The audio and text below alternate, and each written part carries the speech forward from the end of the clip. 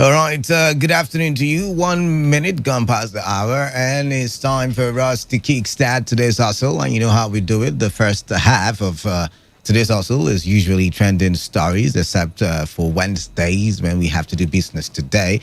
And a lot of things are trending. A plethora of national issues, to talk about on the roundtable today, this afternoon. I guess some of you, the topics you probably already treated in the morning show with Annie on today's quest, but we will still delve into some of those issues and talk for the development. In the second half of the show, we will be looking at security in real estate, the security architecture, the role of OSPAC, how OSPAC has helped in developing our security architecture in the state, and if whether there should be a reversal of the IG's directive on the carrying of weapons by vigilante groups, most especially in Rivers State, because OSPEC is pleading and calling and saying that they have lost about 8 of their members, their colleagues, since they were disarmed and asked not to carry weapons. All right, so much to talk about. Let's dive straight into the nitty-gritty. I am Canada, and I like to think of myself as the man of the people, and Wilson will be joining us shortly as she's up and about trying to make sure that the show runs smoothly. All right, first story that did catch my attention and is currently trending is that Dangote's refinery will have little or no effect on fuel price. And this is coming from the federal government, the finance minister to be precise. And if you look at the various newspapers, to be precise, if you look at Punch newspaper, the story says the Minister of Finance, Budget and National Planning, Zainab Ahmed, has said when Dangote's refinery begins operations next year, it may not lead to significant reduction in the price of petrol because it will be selling at the international price.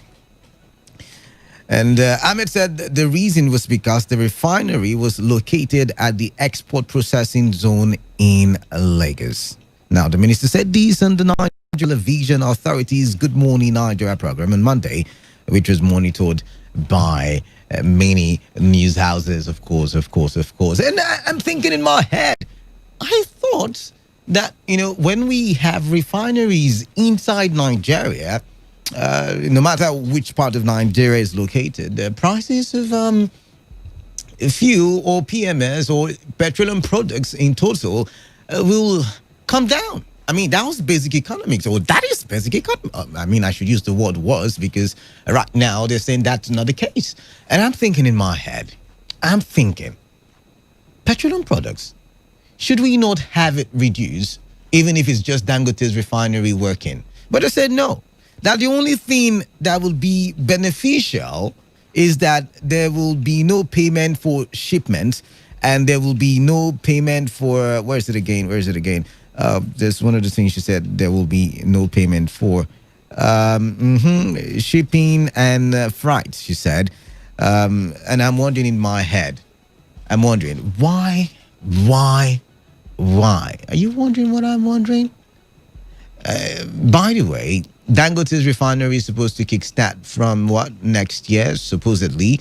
And if the refinery does not affect the current price of fuel, of what benefit is it then? All right, well, Wilson, like I promised you, I said she was going to join us shortly. She's here already. All right, good afternoon to you. Good afternoon, Canada. Good afternoon, everybody. Okay, so before you stepped in, I was just talking about Dangote's refinery not affecting fuel price when operational. What do you make of that economics now, yeah? Well, first off, we know that that's just going to be one modular refinery in the country.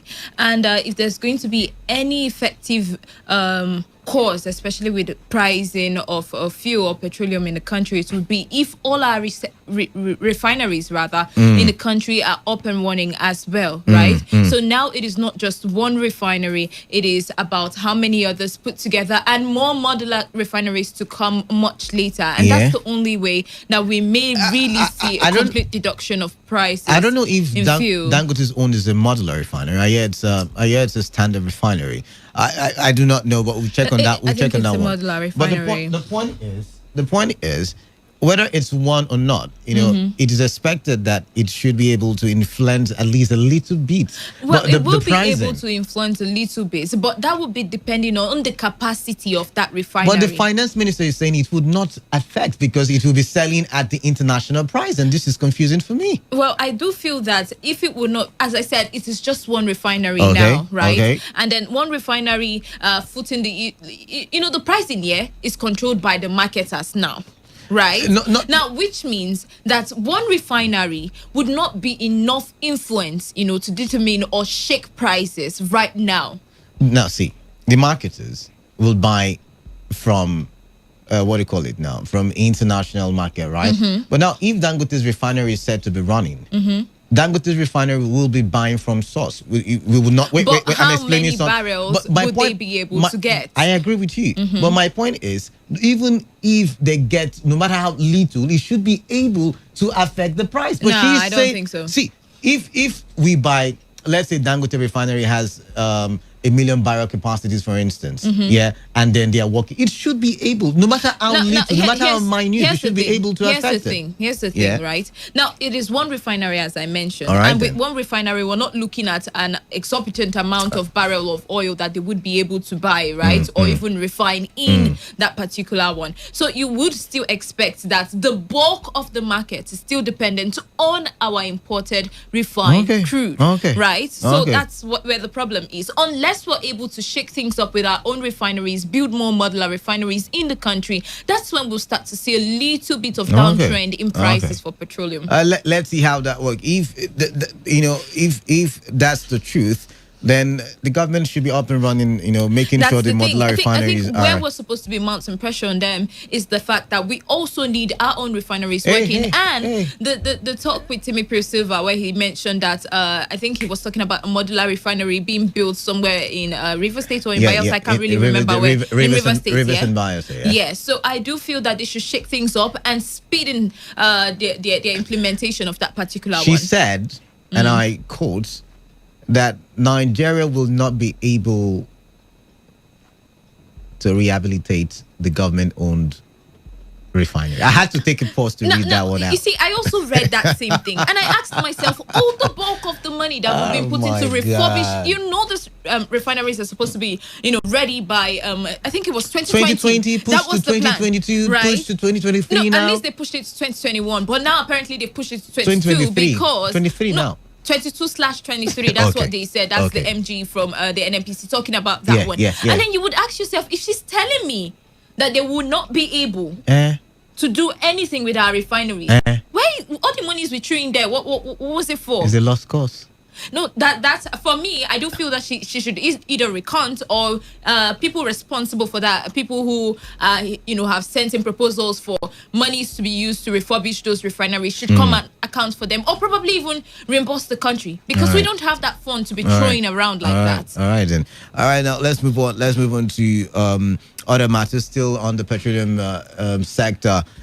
Certain unions are saying that they will go on strike, and they have given the federal government a 7 days ultimatum to, look into the current tariff increment in the electricity sector or the power sector, and of course also the petrol price increment. And the TUC, the NECA, even ASU, currently are talking tough. And if you look at the Punch newspaper, you would see the report where it states that the Academic Staff Union of Universities on Monday said the federal government had surrendered the growth and development of the country to the International Monetary Fund and the World Bank. Now, the national president of the union, Professor Biodun Ogunyemi, who said this in a telephone interview with Punch in Lagos, said the federal government should prepare for more crisis as people's anger against the government would worsen as a result of hunger in the land. All right.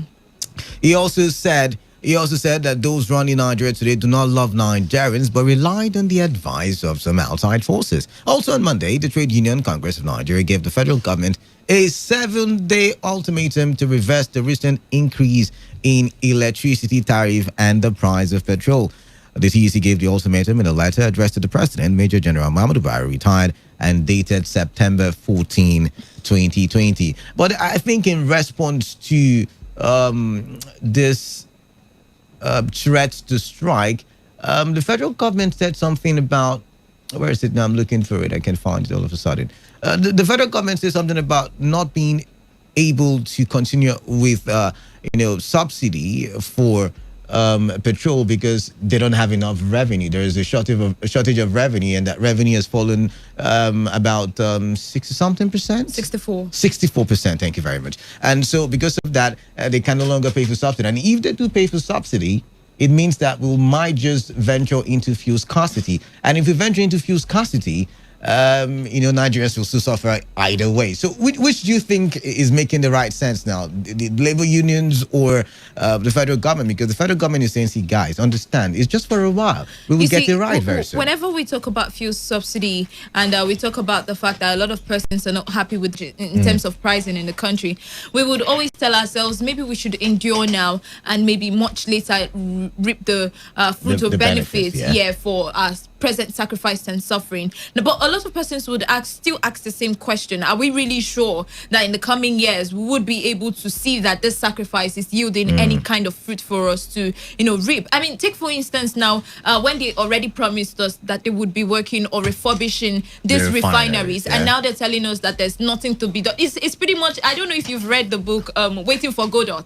That's pretty much what Nigerian situation I should read it. You said it with a smile, so I should read that book. So I do feel that we are like the characters in that book, waiting for a non-existent person to come and change the situation, because apparently we keep getting promises, we keep getting some sort of hope that seem to be extinguished much later by the same persons who seem to be giving us that gleam of hope. And then you ask yourself, what's really going to happen? Well, for me, the TUC coming out to ask the government to really to go back to subsidy, for me, might not be the right thing, because truth be told, if we really do this right, if we really get this right, it's a good thing that will stop. The labor unions are saying. I mean, look at the memo we got from the finance minister when she said even the Dangote's refinery will not bring us out of the wilderness. Which I'm pretty sure everybody did not expect that his refinery would do anything. My point is, when they were building, when government was helping with investments in that refinery, there were hopes, there were the talks of this refinery will bring about development in that sector. Pause now.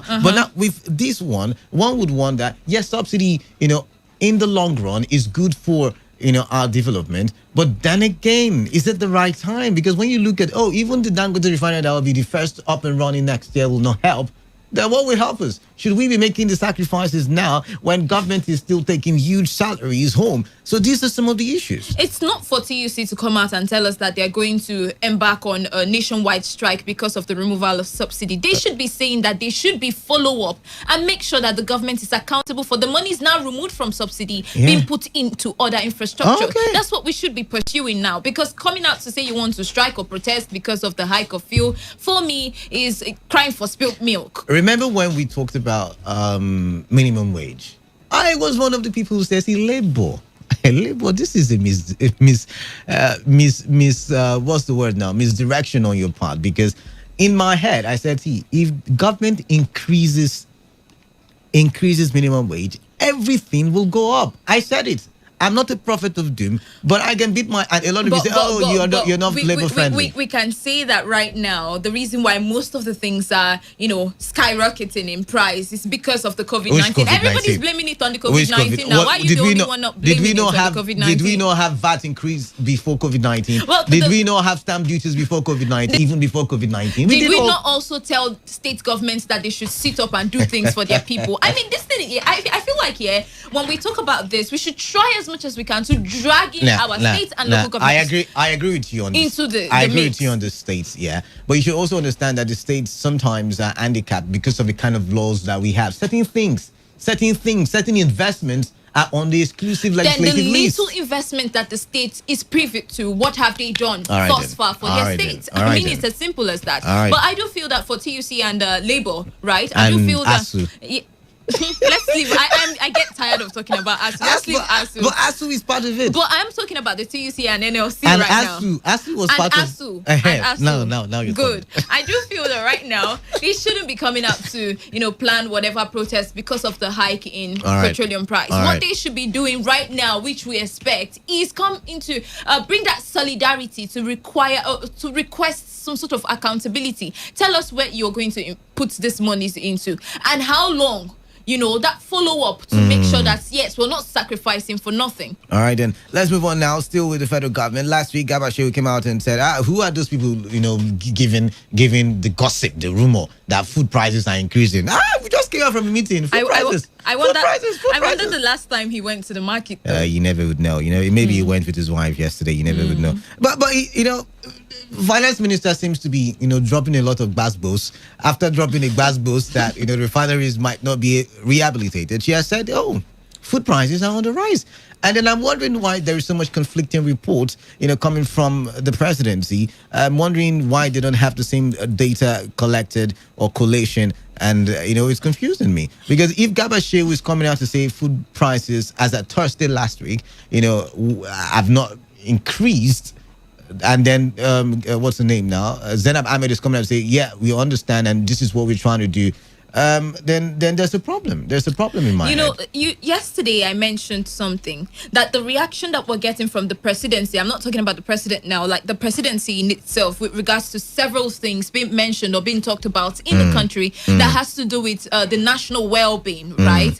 For me, the reaction is quite disappointing and worrying. I mean, coming out to contradict or try to tell when somebody says, okay, if we don't do things right, we were headed towards a failed state, and they say, who is that one that is talking? Who is he? How dare you say that? Yeah. Somebody comes out to say that, there's hike in food commodity, and they say, who told you that one? We went to the market. I'm sure they sell Gary. I don't know how.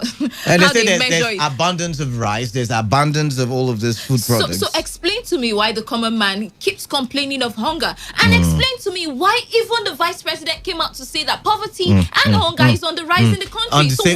Where are they getting? On the same day, there was a conflicting. There was a conflict. You can ask me again. Because I don't get where the vice president is getting his own source of information from that is very different from Garba Shehu and Femi Adesina. I don't know if it's different sources, but I think they should resolve that issue and stop reacting to important issues in a very trivial manner.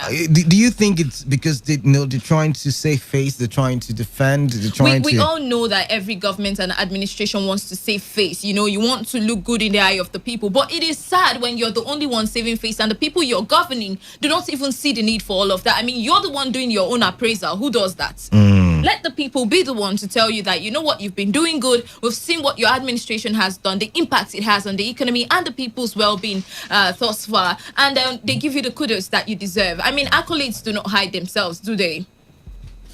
All right, let's move on to another conversation. Let's look at this other one. It says, okay. I got a little bit distracted. Justice Salami sends Magu's lawyers out of court sitting. And the lawyers were fuming, by the way, and said that, according to the report, let me read it as I say it, says the chairman of the presidential panel, Justice Salami, reportedly ordered security operatives to walk out two lawyers on Magu's legal team shortly after they were introduced. Channels Television gathered that trouble began after Mr. Magu's lead counsel, Wahab Shitu, introduced other members of the legal team, but Justice Salami interrupted him, insisting that only Mr. Shitu would be allowed to defend the suspended EFCC acting chairman.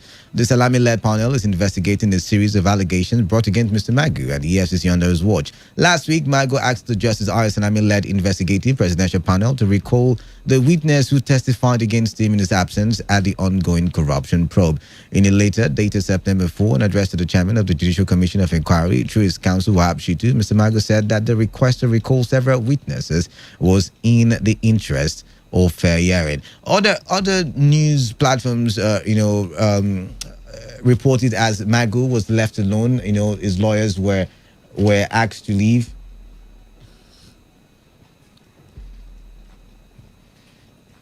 other of Magu's council also asked to leave, and then Magu is all by himself. So I'm wondering.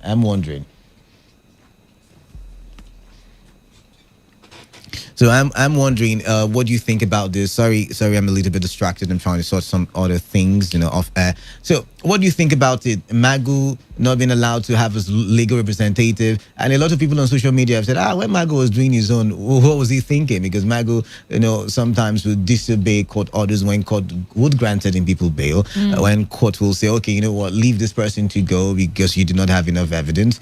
And people are saying he's only getting served what he dished out in the first place. But what do you make of this very one now? Yeah.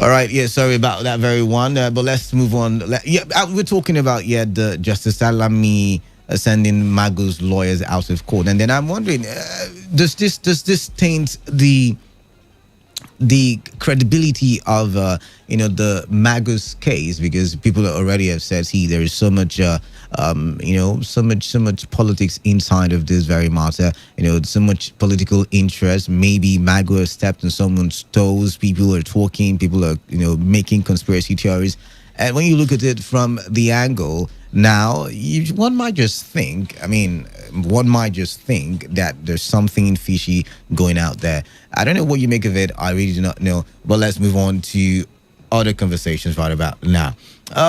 Looking at the report on the Vanguard, and this one is saying Nigerians suffering on all fronts. Take action now. And it's coming from the Nigerian Working Group on Peace Building and Governance. Now, according to the report, some elder statesmen under the aegis of the group have called on President Muhammadu Buhari to convene a solemn national dialogue to address the country's security challenges. Their call is coming on the heels of the salvo fired by former President Olusegun Obasanjo, who last weekend said the government of President Muhammadu Buhari was drifting Nigeria towards failure as a state. The presidency responded by calling Obasanjo divider in chief of the nation. Membership of the group include former Catholic Archbishop of Abuja, John Cardinal Onayekon, former chairman of Independent National Electoral Commission, INEC, Professor Atiru Jiga, former Chief of Defense Staff General Martin Luther Agwai, retired, and Chief Executive Officer Mutala Muhammad Foundation, Aisha Muhammad Oyebode. Now, others are Ambassador Fatima Bala, Professor Jibrin Ibrahim, Nguyen Chaku. But what are they saying? They're saying that Nigerians are suffering and that it was time for dialogue. They noted that Nigerians are not only facing severe security problems, but also suffering the impact of coronavirus pandemic on their standards of living. They called on the president and the 36 state governors to initiate a dialogue process to address the rising insecurity in the country. They called for the removal of the service chiefs.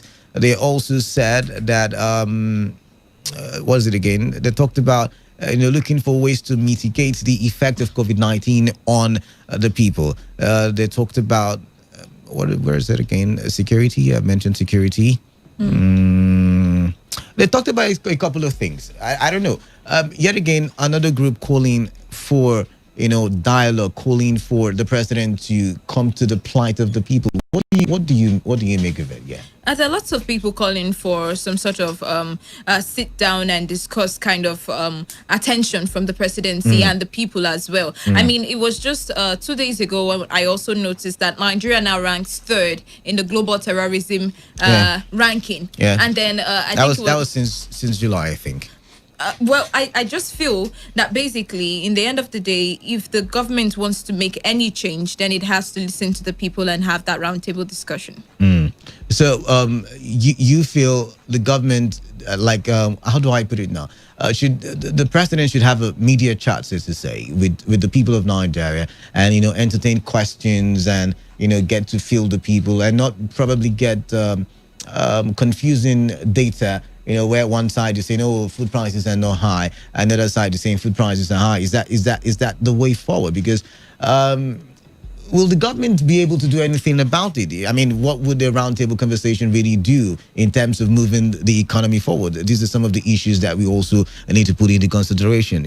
Because we've had so many confabs, we've had so many coming together where regions will say, okay, this is what we need, this is what my region needs. But at the end of the day, it all ends up as paperwork, and no real action is done towards actualizing the needs of these people. So I don't know, I really do not know if that will bring about the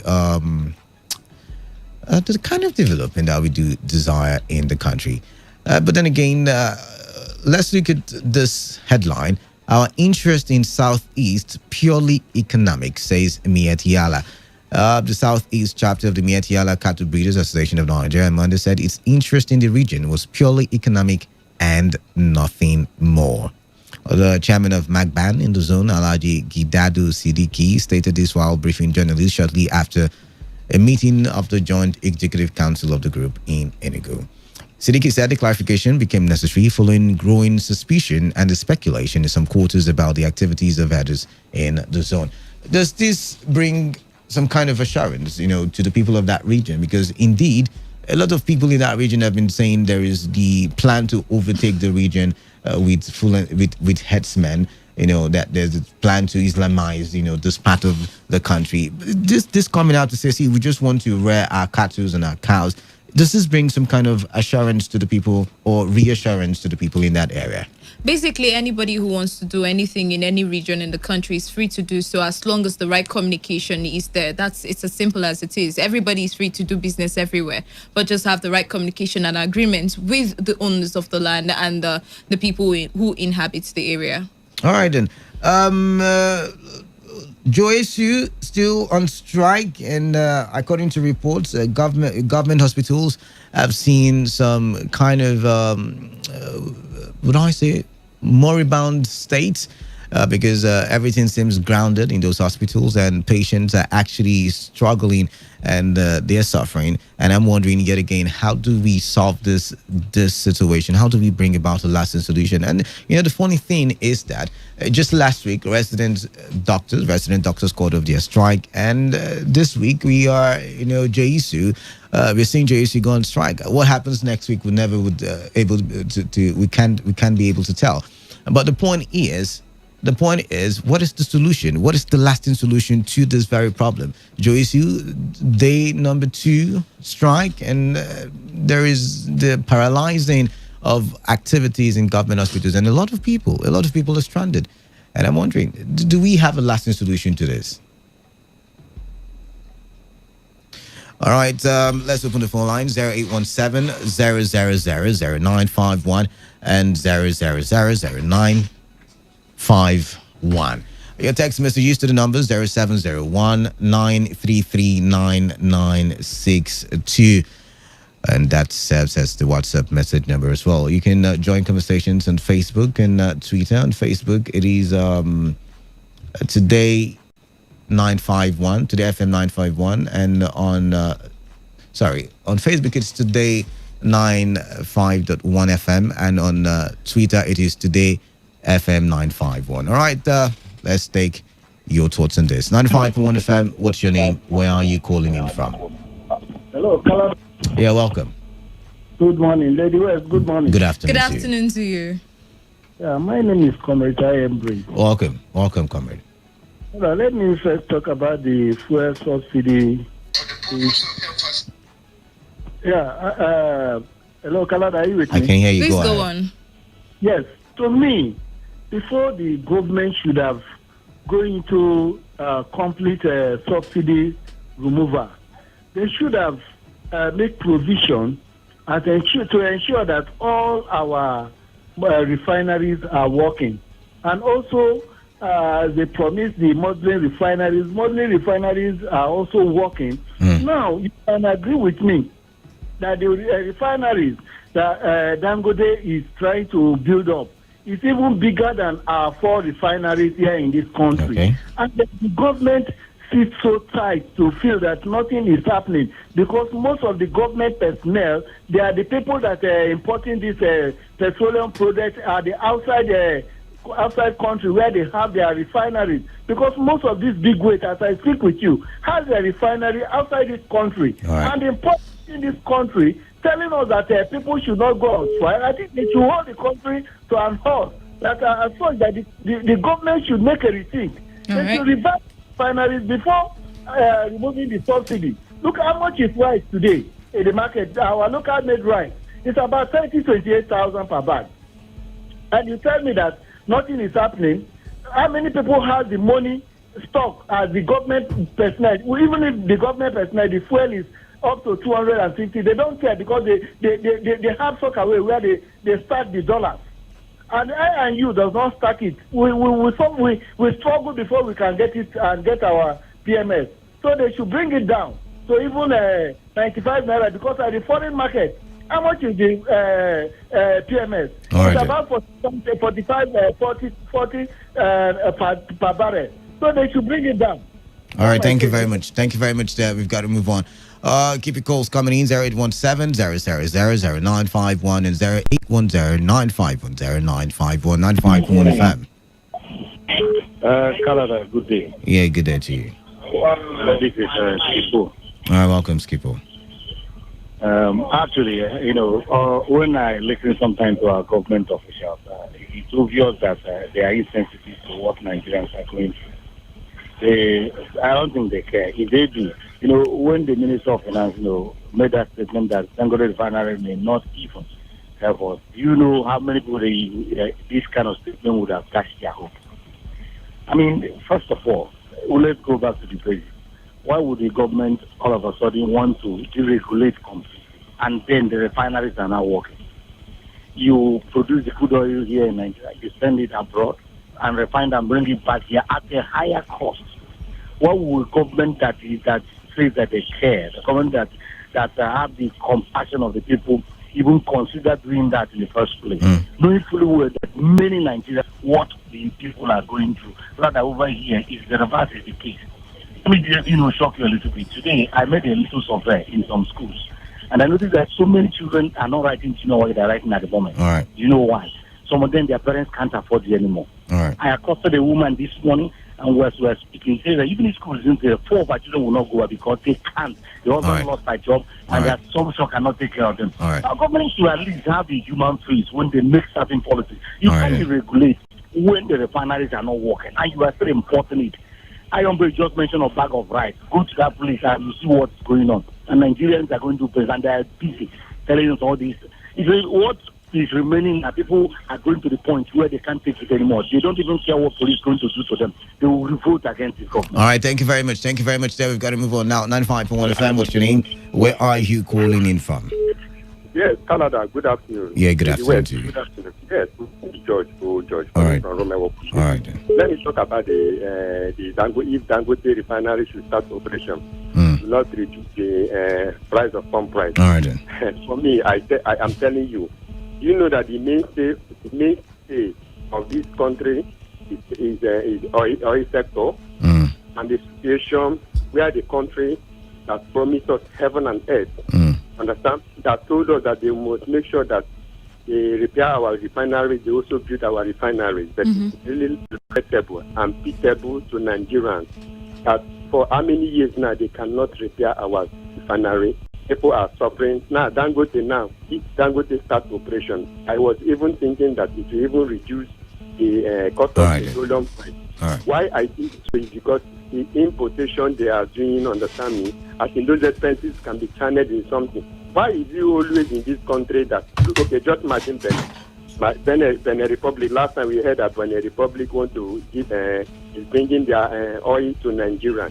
It's really shameful to this government. It's really shameful to this administration that we also think that this administration want to bring change to the masses, but they are putting the pain on the masses. Putting everything, look at the electricity tariff. What have we done wrong for us to vote leaders who cannot think, who do not be proactive, who do not think? How am I going to bring these people out of poverty in one way or the other? I think it's really regrettable that Nigeria cannot speak. We cannot speak. We are just closing our mouth. And one day, this country is going to. We are just floating not floating in the river. Nothing is happening. Nobody is stopping. The rich men are getting their way. Any way they want to do it, they can do it. They can. All right. Thank you very much for that contribution. 95.1 FM. Good afternoon to you. Hello, lady. Good afternoon, Mr. Sam. You're welcome. Yeah, the lady of the nation and the man of the people. You're very welcome, Mr. Sam. Please go on. Yeah. Lady, where you see, I sympathize with the federal government over this issue of subsidy. But also, I come to realize that the federal government, they are so much afraid of what I call the bad people or the people that the few Nigerians who are there. You know, this issue now, let me tell you, the economy is very hard in our country because the money is not like flowing the way it ought to flow. Because the money is going into the hands of some few individuals. And you see, now why I say they are afraid of the bad people. You know, they have been paying some amnesty money, surveillance whatsoever money to some group of people in the name of trying to amnesty and what have you. When this federal government were looking at the recession issue, they wanted to fall back on how they will cancel that thing so that they will not be paying that money every month to those people. But they saw that maybe those people will start to react in one way or the other. They now turn around and now cancel the subsidy that had to do with the entire whole citizen of this nation. All right, Mr. Sam. I consider it but my sister, the truth is that looking at the whole thing, this issue of subsidy that they just cancel now, it will have a negative effect on the people. All right. But somehow, I don't know, they should find a way to retrieve those money whereby it's just going in the hand of some few individuals. They are embezzling money in this country. So all right, then. All right, Mr. Sam. Thank you. Thank you very much. You see, our pipeline that is carrying crude oil, they should find a way to recruit that thing with a high tension current voltage, whereby these boys cannot have access to it to go and break that pipe. To vandalize. All right. Yeah. All right. Thank you. Thank you very much, Mr. Sam, for your contribution. Let's move on to the next person. 95.1 FM. Lost that one. Keep the calls coming in. 0817 00951 or 0810 9510 951. Send in text messages, WhatsApp messages to the number 0701 9339 962. Let's get to hear from you. 95.1 FM. Good day, man of the people, and my beautiful lady world. Good afternoon to you. Yes, my name remains David, and as usual, I call for my tattoo. You're welcome, David. Please go on. I think Joesu, they are now trying to blackmail the federal government just because of this COVID-19 issue for their better welfare. All right. And I said it yesterday, if their strikes will be for improved health care delivery, both in terms of infrastructure and in terms of manpower, it could have been better. But that's part of it. That's part of it. And I said it yesterday that all their strikes from when I was born till now, as they have always included in it better healthcare delivery. All the strikes, if they call off this one in next 2 weeks or 1 month or 1 year, they bring another strike, they will add this to it. That means better healthcare delivery is never achieved. Why wouldn't they insist that until better healthcare, just pick out maybe one of the specialist hospitals or one of the federal medical centers, or even six from the six political and say, okay, for that of South, we are picking UPTH. For that of Southeast, we are picking UNTH. For that of the Southwest, we are picking the Lagos State Teaching Hospital. For that of the center, we are picking Abuja. We must improve healthcare in these very different federal medical centers in the state geological zone. If you don't improve it within the next 1 month or bring out the blueprint that's going to improve it in the next 2 months, we are not calling off the strike. And it says that contract is given out and then execution is begun before they call off strike. until they do that, they are not interested in the welfare and improvement of the health sector, which will benefit the generality of Nigerians, but rather they are only interested in their welfare. When they get their welfare, just like every pressure group, they collapse the strike, and then life goes on. It is unfair to us. Now, when we talk about the Magu issue, I've always said it, and I don't care if anybody likes it or not. I believe that Magu is what you are saying in Magu case is just power play. Okay. That's what I think. It is the second edition of the Ribadu case when Yamadua came in on board. Okay? Now, all right, summarize because we've got to go. Summarize, please. The problem is the arrogance of Professor Zainab, who was one of the lead counsel that was getting out of the court yesterday. As lawyers, whenever we appear before the judge, we show utmost respect to the court, which is the judge. And even though when we think that the judge is biased, we have a subtle way of going around it, not insulting the judge to their face. And when you listen to Zainab, even when she was called on in the TVC news track, she was so arrogant, even in her explanation of what happened in court. That is to show you how the woman was. So, lawyers, we should learn to comport ourselves whenever we're in court. What she did was absolute concept in Fashikoria, and she should go in for it. The Nigerian Association should come in, allied in it, and then sanction her for her action. You don't just treat the judges and the court in the manner you want, the arrogant manner you want, and you think you can go scot-free. Thank you very much. All right, thank you very much, David. Let's get to the text messages now. This one says, good day to the lady in the studio. Please do not hold brief for the federal government. Please support the TUC strike, and the people are suffering because of the government's bad policy, BGE in Port Harcourt. And then still going on, says, for the conflicting informations on issue from the presidency shows that there is no one in charge. Everyone there is after their own interest. I join Obasanjo to say that Nigeria is drifting to a failed state. BG still in PH. This one says, Finance Minister's statement on Dangote Refinery clearly tells us the refinery wasn't meant to benefit Nigerians, rather serve as a conduit for some to enrich themselves. APC government is wicked and evil. No name there. All right, but keep the text messages coming anyway. On Facebook, this one says, that's from Sam Ekeria, Nigeria is suffering on all fronts. Isn't this the Jiga that supervised the rigging of this government to power? You should openly apologize to Nigerians for bringing these pains on us. Every sphere of human comfort has been completely eradicated by this government. We are brutally traumatized by every unthinkable policy of this government. Uche Donaldson Okori says, can Labour do anything under this administration? NLC, since the onset of this administration, is more like the proverbial dog that barks but doesn't bite.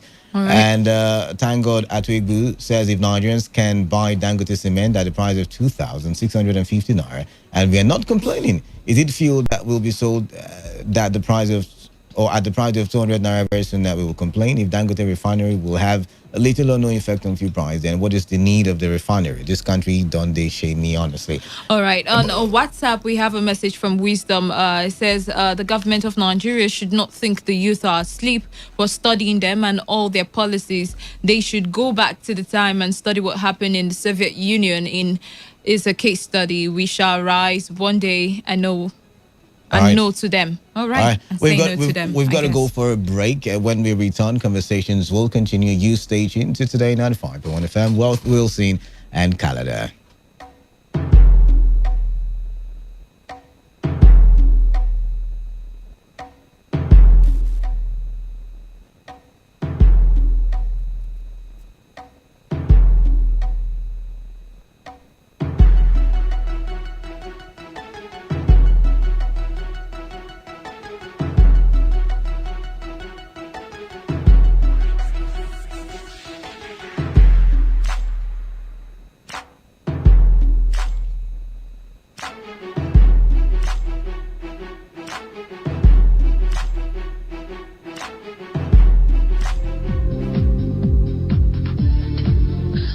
Today 95.1 FM. I have with me in the studio Mr. Presh and Mr. Jude. Good to have you both. I understand that you're representatives of Pinnacle Derivatives. Yeah. So let's start with, what is Pinnacle Derivatives? What's it all about? All right. First, I want to start by saying Pinnacle Derivative Trade and Investment Company Limited was established in the year 2020 under the Corporate Affairs Commission with the view of trading, training, and investment. So Pinnacle is basically an investment company who is here to offer training, trading, and investment for the general public of Nigeria. All right, so how do you intend to do that? Basically, we run a couple of packages, very interesting ones. You know, we have a 6 months package. We have a 1 year package as well. Our 6 months package actually goes thus. Now, for the 6 months package, we have the minimum investment of 100,000 naira. Then, For 6 months? Yeah, for 6 months. And it's very interesting because we have them in categories, which means we have 4 types. We have the beginner's plan, which means if you invest from between 100,000 to 5 million naira, the company gets to pay you 16% in 30 days, which is very, very interesting. And then we have for the standard plan, which means if you invest between 5 million to 49 million, that's 50 million approximately, the company gets to pay you 12%. And this payment happens every 30 days, which means every month you're going back with a percentage from the company. And then we have the premium plan. When you invest 50 million to 100 million, the company pays you 7% every month. And then the last being the platinum plan, we have from 100 million and above, that's to infinity, the company gets to pay you 2.5%, which is very, very interesting. Why is it reducing when my money is increasing? Oh, the investment, the longer your money or the bigger your money, I would say, then we have to reduce the percentage, because if you use your calculator, you notice it's very big. So we're trying to be realistic. You understand? Okay. Yeah, we're trying to be realistic. The company's telling you what we could pay you, and we're not just trying to make figures out there that are not, realistic and stuff. All right, so let's run through the package again. You said there's 100,000 to what? There's 100,000 to 5 million. To 5 million. That was the very first one. And they get 16%. 16% Per month. Yeah. As that's ROIs. That's for the 6 months plan. Okay, as ROIs. Yes. And exactly. then the second 5 million to 49 million, approximately 50 million, and then the company pays you 12%. And then you have from 50 million to 99 million, the company pays you 7%. And then from 100 million and above, the company pays you 2.5%. All right. I'm gonna per go. Month, you said. Yeah, per month. Okay. And that's for the 6 months. Now I'm gonna talk about the 1 year plan. For our 1 year plan, we actually have a minimum investment of 300,000 naira. And then when you invest with us, let me say you invest 300,000 naira with us, we pay you a whopping 18% every month, which is amazing. So you said it's a month package. Yeah. So I invest 300,000 this month. This is a year. This is a year package. A year package. Exactly. And for each month I get 18%. You get 18%. Okay, yeah. the earlier one is for 6 months. Yeah, this is for a year. Exactly. So 300,000 per month, I get 18%. 18%, yeah. Fantastic. So what else is available? What are the packages? We have all the soft packages, very interesting ones. For example, we have people out there who will be like, okay, they're facing difficulties paying their rents. A lot of people want to own cars, but then they can't and stuff like that. So we have soft packages. We call them soft packages. So, for example, if you want the company to pay your rent for 3 years, you invest with us 9 months before your due date. And then the company is going to pay your rent for 3 good years for you. And now, How? Yeah, that's because, the company trades in the foreign exchange market. And I'm going to go detail it to talk about the foreign exchange market. Okay. Now, as the name goes, Forex, foreign exchange, it's the largest financial market in the whole world, which does a daily turnover of 7.3 trillion US dollars. And now Pinnacle happens to be a participant in this market. We participate in this market and we make profits in this market. So when you bring your money, we trade in the foreign exchange market and then we make profits. You understand? Yeah. So from here, we are able to pay our clients. We are able to guarantee them, see, you're going to get this 16% every month. For the 1 year plan, you're going to get this 18% every month. Okay, so we know that our investments with Pinnacle now is used to trade the Forex. And the Forex. All right, then. Yes, yes. So what makes the Pinnacle unique? Because I've heard of other companies who do the same thing too, who say, oh, this is why are you any different from the rest of them? Okay, now, Pinnacle is very unique in the sense that, first, I want to guarantee the general public out there, whatever money you put in Pinnacle is 100% guaranteed, which means your money is secured. Now, I'll tell you why. First, we are certified in all domains. We have our CAC documentation. We have the EFCC, and a couple of others. And now we have a legal binding between the client and the company, which is a memorandum of understanding, which means that's the proof to the client that, we're in business, we're in an agreement. And therefore means if anything should happen, the client has a legal backing to go with. You can say, okay, I'm going to go with this and probably sue the company for not doing what they promised. Okay. All right. So we're going through some of the packages your company offered, and we stopped at the soft packages. Yeah, and I was talking about paying of rent. Paying of rent, where you get to invest with us 9 months before your due date, and then the company gets to pay your rent for 3 good years. Now, the minimum for that is 300,000. Yeah, which means if you say you want the company to pay your rent for 3 years, then the minimum has to be 300,000 naira. I'm confused here. All right. So I have my rent for example, is 500,000 naira per year. Yeah. And then I come to the Pinnacle office and I said I need you to pay my rent. I come 9 months before my rent is due. Exactly. And then I invest 300,000 naira. And then how does this pan into you paying my 500,000 for the next 3 years? Okay, this is it. We saying the minimum 300,000 actually means the least we can go is 300,000. Anything below that we can't, go with. But if you bring in, like you say, 500,000, that's cool. No, 500,000 is my rent. Yeah, that's cool. Am I supposed to give you my rent? I need to understand. Yeah, you're giving us your rent. Okay, good. Because you said 300,000. I thought you meant 300,000 was what we needed to give you. No. Regardless what my rent was. You're giving me your rent. Okay. You understand? And then I'm going to pay your rent for 3 other years. So if my rent was 1.5 million, I will give you 1.5 million now, 9 months before it's due. But what you do is that you pay. So how does this work? Now, the company, actually, if you come and you say, okay, I want a car, and this is my price, and then the company gets a pro forma. What's a pro forma? That's a pre-receipt. You understand? We get a pro forma, and then after 4 months, we're actually going to purchase that car for you, everything cleared, and then the car is going to be yours. Wow. 4 months. 4 months. All right, 10. And then we have other stuff packages such as event planning. A lot of people want to do birthday parties, they want to do wedding ceremonies and all that, but then they don't have the actual budget. But then this is the interesting part. With Pinnacle, you get to invest 50% of your total budget. Now, it has to be before 7 months before, that occasion. And then we are going to fund the entire ceremony for you. Yeah. Say that again? Now, if you have a wedding, right? And let me say you're booking, say you want to plan for 1 million naira, and then you have 500,000 naira. That's 50% of 1 million.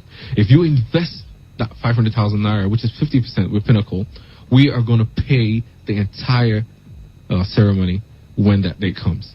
Amazing. Yeah. So, I want to know where is your company situated? We're actually located at number 55 Iwafe Road, along Iwafe Road, directly opposite First Bank by Wimpy. Yeah. Okay. Yeah. All right. And how long has Pinnacle Derivatives been in existence? Pinnacle has been in existence for basically 9 months. Yeah, like I earlier told you, we're established in the year 2020, January to be precise. Yeah, so we've been in existence for 9 months. You exist for 9 months and you have only been in River State, or you have... No, we've only been in River State. Okay. We're still spreading. Okay. All right. Does the company offer other packages other than the ones that you've just listed? I mean, you've gone through the soft ones, we've gone through the hard ones. Yeah. All right. So how do I proceed to invest in Pinnacle Derivatives investment? For those who are interested in, investing in Pinnacle, you can actually meet us, via phone number, via our website. Now, our website is www.pdtandinvestment.com. For those who want to, do more inquiries online, you can go to www.pdtandinvestment.com. And Please repeat that again. www.pdtandinvestment.com. You have to mention that the PDT. And investment.com. Yeah. And if you want to reach us via our phone numbers, we have 080-663-26071.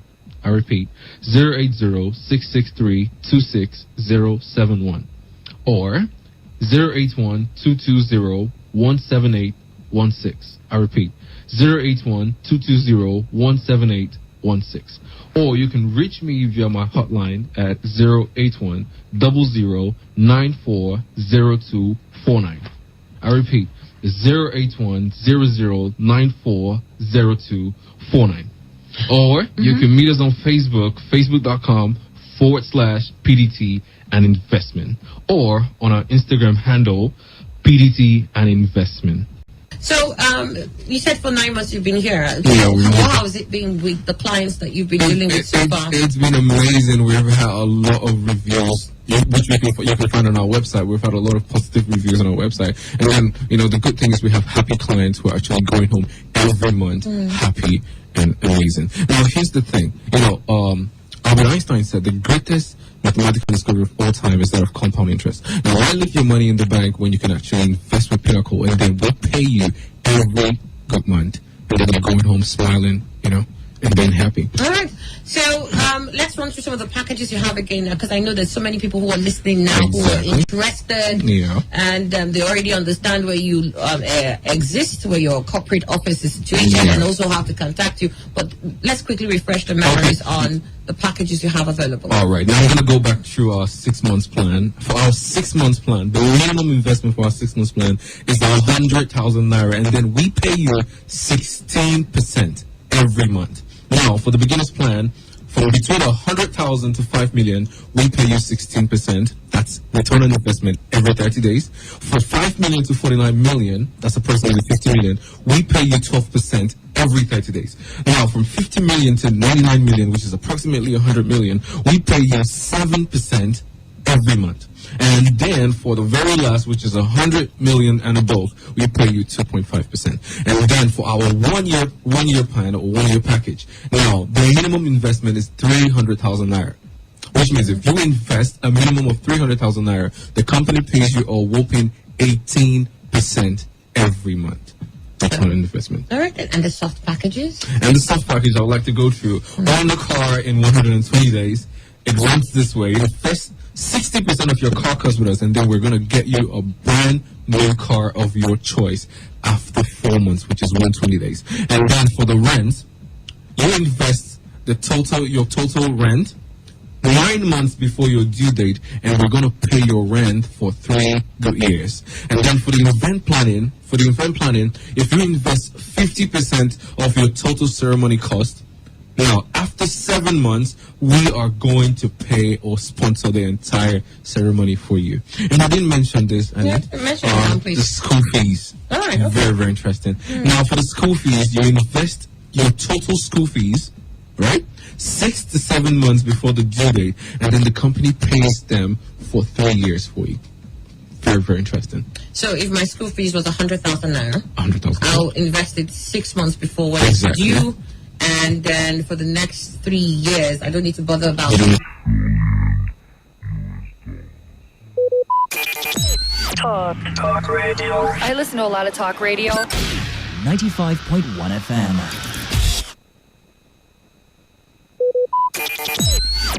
Talk radio. I listen to a lot of talk radio. 95.1 FM. Every day, every hour, when the big stories break, depend on our 24-hour news team to bring you the latest. Today, 95.1 FM.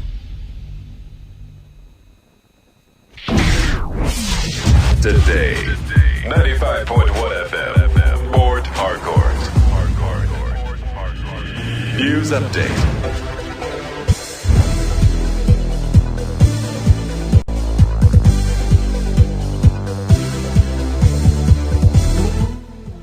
Good afternoon. Here is the news update on Today 95.1 FM. I am Wealth Wilson. Rivers State has recorded 1 new case of COVID-19, bringing the total number of infections in the state to 2,208.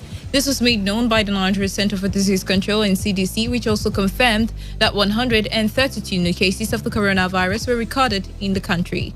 Out of the number of cases so far recorded in the state, 2,118 have been discharged, while 31 cases are still being treated in isolation centers across the state. 59 people have lost their lives. Nigeria currently has a total of 56,388 cases, out of which 1,083 have died. The Nigerian Hydrological Services Agency, NISA, has refuted reports of an explosion at Kainji Dam in Niger State. The NISA described the report as fake, just as it urged the public to disregard the claims made by the online medium. Director General of NISA, Clement Nze, said his agency investigated the claim and found out that it was false. Nze added that the contacted officials at the Niger State Dam, none of those contacted confirmed any explosion at the site. The Central Bank of Nigeria, CBN, has said a lot is being done to save the Nigerian economy from drifting into recession. CBN Governor Godwin Emefiele disclosed this during his address at the Institute of Bankers of Nigeria conference in Abuja. Emefiele said the COVID-19 pandemic had adverse effect on the Nigerian economy, which is the reason why the CBN has resolved to support business growth in the sectors that are significant and can advance the economy of the country. On her part, the Minister of Finance, Zainab Ahmed, appealed to the Bankers Institute not to abandon the efforts to sustain Nigeria's economy for the federal government alone. The United States government says it has imposed a visa restriction on individuals for their actions surrounding the November 2019 Kogi and Bayelsa state elections and in the run-up to the September and October 2020 Edo and Ondo state elections. Secretary of State Mike Pompeo imposed the visa restriction on these individuals due to the conduct in the run-up of the poll. Spokesperson of the Department of State, Morgan Ortagos, made this known in a statement. Although the U.S. government did not reveal the identities of those who have been banned, it said the decision reflects its commitment to strengthening democracy in Nigeria. And that was the news update on Today 95.1 FM. Do not forget, take responsibility, wash your hands frequently with soap under running water, avoid touching your face in high contact surfaces to prevent coronavirus. Once again, good afternoon. I am Wealth Wilson and thank you for listening. Just stay with us as today's hustle comes up next. Today's news, today's entertainment, today's sports, today's issues. Today on Today 95.1 FM, Port Harcourt. Talk radio. I listen to a lot of talk radio. 95.1 FM. Ladies and gentlemen, may I have your attention, please? This president's failed. It's about the future of this country. We're going to take it back. We're going to take it back. You asked us to vote you into that position so you can bring about that solution. So when you vote me, then you sleep. Let me see if I can take another phone call. Hello, Today 95.1 FM. Good morning. What makes a policeman to be able to feed is the gun he is holding. They use their gun to extort money from people. Good morning. What's your name and where are you calling from? No longer news that we are truly the voice of the people. Am I not a slave in Nigeria? I refuse if you are. If you're a slave. Let's not get to that now. So the Nigerian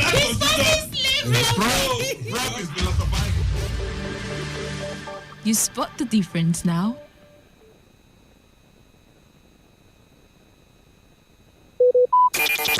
Talk radio. I listen to a lot of talk radio. 95.1 FM.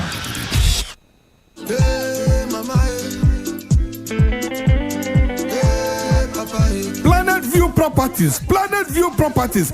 Nobody will not fit to make a move. Oh yes, physical and social distance promo. Become a landlord. Own your own land behind Port Harcourt International Airport for Ipo. With 550,000 naira payment, you don't get your own land. No additional fee. Collect all your documents. Begin to build small.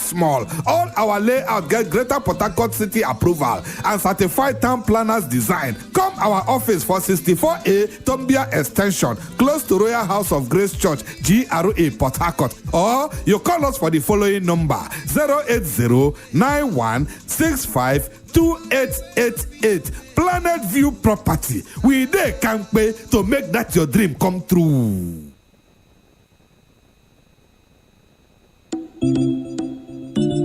This is the Vivian Douglas Show.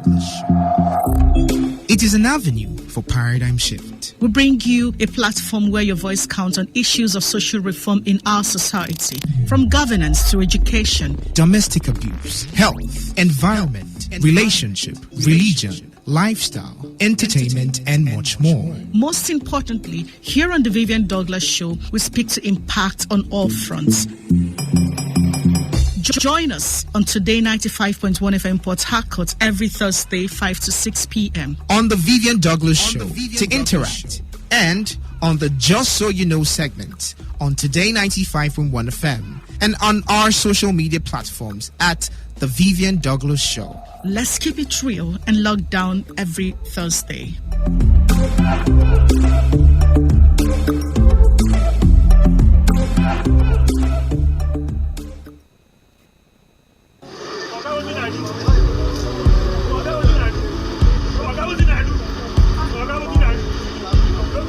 I am a proud Nigerian. I have been placed here by God for a time such as this.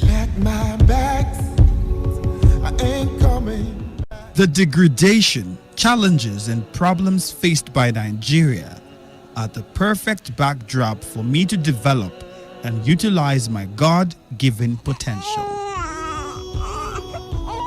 I will not complain. I will not criticize. Rather, I will use my skills, gifts, relationships, and experience to find long-lasting and revolutionary solutions to the many challenges confronting Nigeria.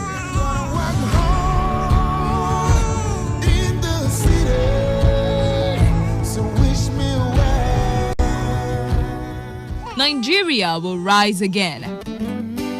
Because I am here, I will leave this nation a better place than I met it. I will work to make Nigeria a praise on the earth.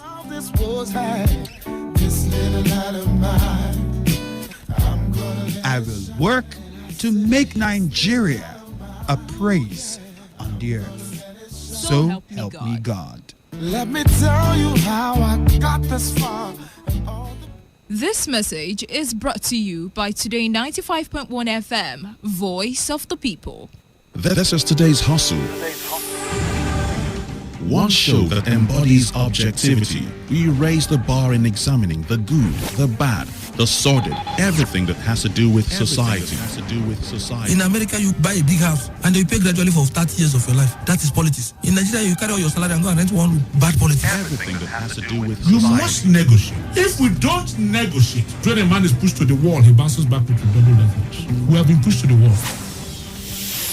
The Hustle. Every weekday from 1 p.m. to 3 p.m. This is today's hustle. One show that embodies objectivity. We raise the bar in examining the good, the bad, the sordid, everything that has to do with society. In America, you buy a big house and you pay gradually for 30 years of your life. That is politics. In Nigeria, you carry all your salary and go and rent one room. Bad politics. Everything that has to do with You society. must negotiate. If we don't negotiate, when a man is pushed to the wall, he bounces back with double leverage. We have been pushed to the wall. The Hustle. Every weekday from 1 p.m. to 3 p.m. on Today 95.1 FM.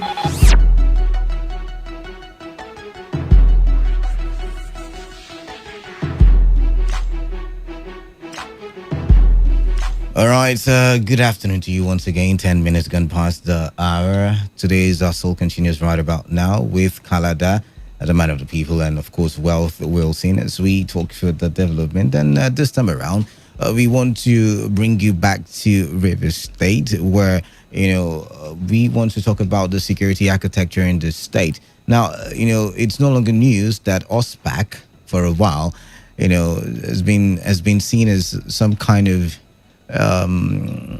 they've been seen as the heroes in our modern day time. How do I mean? Before the coming of OSPAC, we saw violence of all sorts. We saw kidnapping along the east-west road. We saw cultism. We saw violence in different parts, and at that point, everybody was crying out, what is the way forward? Because it looked as if the police were overwhelmed, security agencies were doing their best. But then ever since the coming of the local vigilante, we've seen, some kind of collaboration with other security agencies, and this has brought about some kind of relative peace, so to say, in Rivers State. Now, it is not to say we don't hear stories of violence now and then, but the truth is the report